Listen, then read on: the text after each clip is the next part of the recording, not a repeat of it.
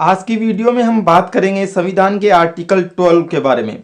असल में आर्टिकल 12 ही वो आर्टिकल है जहां से कि शुरुआत होती है फंडामेंटल राइट्स यानी मौलिक अधिकारों वाला जो पार्ट 3 है उसकी। अब यहां पर बात करें सबसे पहले फंडामेंटल राइट्स की कि आखिर फंडामेंटल राइट्स होते क्या हैं, तो हम उन्हें कुछ यूं डिफाइन कर सकते हैं कि फंडामेंटल राइट्स लोगों के इस तरह के बेसिक राइट्स होते हैं जिन्हें कि एनफोर्स किया जा सकता है, लागू किया जा सकता है स्टेट के अगेंस्ट में। अब आप यहां पर थोड़ा कंफ्यूज हो सकते हैं कि आखिर ये स्टेट या राज्य क्या होता है जिसके अगेंस्ट में ये फंडामेंटल राइट्स एनफोर्स किए जा सकते हैं। इसी बात का जवाब दिया गया है इस आर्टिकल 12 में। कहने का मतलब कि इस आर्टिकल में डिफाइन किया गया है स्टेट या राज्य को।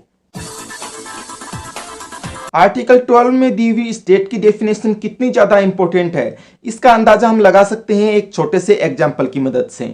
मान लीजिए कि वह यूनिवर्सिटी जिसमें कि आप पढ़ाई कर रहे हैं, अगर वह आर्टिकल 12 के स्टेट की डेफिनेशन में आती है, तब तो उस यूनिवर्सिटी का कोई भी ऑर्डर, कोई भी नोटिफिकेशन या कोई भी एक्शन अगर आपके फंडामेंटल राइट्स को वायलेट करता है तो आप उस यूनिवर्सिटी के अगेंस्ट कोर्ट में जा सकते हैं। लेकिन वहीं दूसरी तरफ अगर वह यूनिवर्सिटी आर्टिकल 12 में डिफाइन किए गए स्टेट के अंडर में नहीं आती, तब उस यूनिवर्सिटी के किसी भी ऑर्डर या नोटिफिकेशन या किसी भी एक्शन के द्वारा आपके फंडामेंटल राइट्स को वायलेट करने पर भी आप उस यूनिवर्सिटी के अगेंस्ट कोर्ट में नहीं जा सकते। क्यों नहीं जा सकते? क्योंकि मैं आपको पहले ही बता चुका हूं कि फंडामेंटल राइट्स को एनफोर्स किया जा सकता है केवल और केवल स्टेट के अगेंस्ट में ही। आर्टिकल 12 के प्रोविजंस के मुताबिक स्टेट में ये चार चीजें इंक्लूड होंगी। Firstly, government of India and parliament of India यानी भारत की सरकार और भारत की संसद। Secondly, every state government and every state legislature यानी भारत की हर राज्य सरकार और भारत का हर राज्य विधानमंडल। थर्डली, ऑल लोकल अथॉरिटीज सभी स्थानीय प्राधिकारी। And fourthly and lastly, all other authorities यानी सभी अन्य प्राधिकारी। अब बात करते हैं इन चारों के चारों पॉइंट्स के मीनिंग की। गवर्नमेंट ऑफ इंडिया का मतलब तो हो गया यूनियन एग्जीक्यूटिव यानी संघीय कार्यपालिका, और पार्लियामेंट का मतलब हो गया यूनियन लेजिस्लेचर यानी संघीय विधायिका। इसी तरह से स्टेट गवर्नमेंट का मतलब तो हो जाएगा स्टेट एग्जीक्यूटिव यानी राज्य कार्यपालिका, और स्टेट लेजिस्लेचर का मतलब हो जाएगा राज्य स्तर की विधायिका। बात करें अब लोकल अथॉरिटीज की, तो इसे डिफाइन किया गया है section 3 clause 31 of general clauses act 1897 में। तो इस डेफिनेशन के मुताबिक लोकल अथॉरिटीज का मतलब होता है तमाम तरह की लोकल बॉडीज जैसे कि पंचायतें, नगरपालिकाएं, म्युनिसिपैलिटीज, डिस्ट्रिक्ट बोर्ड्स आदि आदि।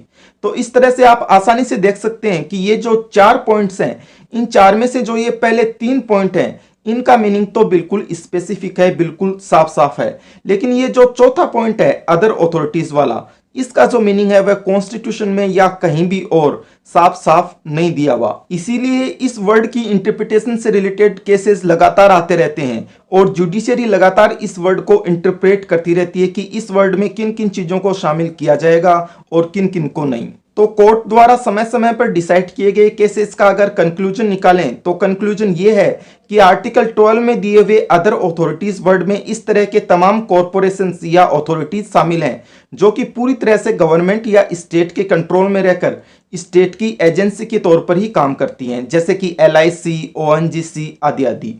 इस पर्टिकुलर पॉइंट को हम समझने की कोशिश करते हैं आर्टिकल 12 से रिलेटेड सबसे इंपॉर्टेंट केस की मदद से, जो कि है अजय हासिया का 1981 का केस। इस केस में कोर्ट ने ऐसे 6 डिटरमाइनिंग फैक्टर दिए जिनकी मदद से यह डिसाइड किया जा सकता है कि किसी कॉरपोरेशन या एजेंसी को स्टेट माना जाए या नहीं माना जाए। ये 6 फैक्टर इस तरह से हैं। फर्स्टली, क्या सारा का सारा शेयर कैपिटल गवर्नमेंट के ही हाथों में है? कहने का मतलब कि किसी कॉरपोरेशन द्वारा जो शेयर जारी किए जाते हैं, अगर वह सारे के सारे शेयर गवर्नमेंट के ही हाथों में है तो ऐसे में चांसेस बढ़ जाएंगे कि उस कॉरपोरेशन को कोर्ट द्वारा स्टेट मान लिया जाए। सेकेंड पॉइंट, क्या गवर्नमेंट का जो फाइनेंशियल असिस्टेंस है वो बहुत ज्यादा है? कहने का मतलब कि अगर फाइनेंशियली कोई अथॉरिटी पूरी तरह से गवर्नमेंट पर डिपेंड है तो ऐसे में उसे स्टेट माने जाने के चांसेस काफी ज्यादा बढ़ जाएंगे। थर्ड पॉइंट, क्या उसका मोनोपोली स्टेटस गवर्नमेंट के द्वारा प्रोटेक्टेड है? फोर्थ पॉइंट, क्या गवर्नमेंट का उस अथॉरिटी पर बहुत ज्यादा कंट्रोल है? फॉर एग्जांपल, जैसे कि उस अथॉरिटी के जो चेयरमैन और मेंबर्स होते हैं, अगर उनको गवर्नमेंट द्वारा ही अपॉइंट किया जाता है तो ऐसे में उस अथॉरिटी को स्टेट माने जाने के चांसेस काफी ज्यादा बढ़ जाएंगे। फिफ्थ पॉइंट, क्या उसके फंक्शंस पब्लिक इंपॉर्टेंस यानी सार्वजनिक महत्व के हैं। एंड 6 पॉइंट, क्या एक गवर्नमेंट डिपार्टमेंट को ही ट्रांसफर किया गया है उस अथॉरिटी या कॉरपोरेशन में। तो ये जो 6 फैक्टर्स हैं या 6 क्वेश्चंस हैं, अगर इन सब का आंसर यस में है पूरी तरह से, तो ऐसे में चांसेस बहुत ज्यादा बढ़ जाएंगे कि कोर्ट उस अथॉरिटी या उस कॉरपोरेशन को स्टेट मान लेगा आर्टिकल 12 के प्रोविजंस के तहत। और स्टेट मानते ही क्या होगा, स्टेट मानते ही ये होगा कि उस अथॉरिटी या कॉरपोरेशन का कोई भी एक्शन, कोई भी ऑर्डर या कोई भी नोटिफिकेशन अगर किसी व्यक्ति के फंडामेंटल राइट्स को वायलेट करता है तो वह व्यक्ति उस कॉरपोरेशन के अगेंस्ट में कोर्ट में जा सकेगा। आज के टॉपिक का जो सबसे इंपॉर्टेंट पॉइंट है वो ये है कि आर्टिकल 12 में जो ये स्टेट की डेफिनेशन बताई गई है वो अप्लाई होती है संविधान के केवल 2 चैप्टर्स पर ही। फर्स्टली फंडामेंटल राइट्स या मौलिक अधिकारों वाले चैप्टर पर, सेकेंडली डायरेक्टिव प्रिंसिपल्स या नीति निर्देशक तत्वों वाले चैप्टर पर। इन 2 चैप्टर्स के अलावा अगर संविधान में कहीं भी स्टेट वर्ड या राज्य वर्ड लिखा हुआ है तो उसका मतलब ये वाला स्टेट नहीं होता, बल्कि वो वाला स्टेट होता है। जैसे कि राजस्थान एक स्टेट है, पंजाब एक स्टेट है, ठीक है।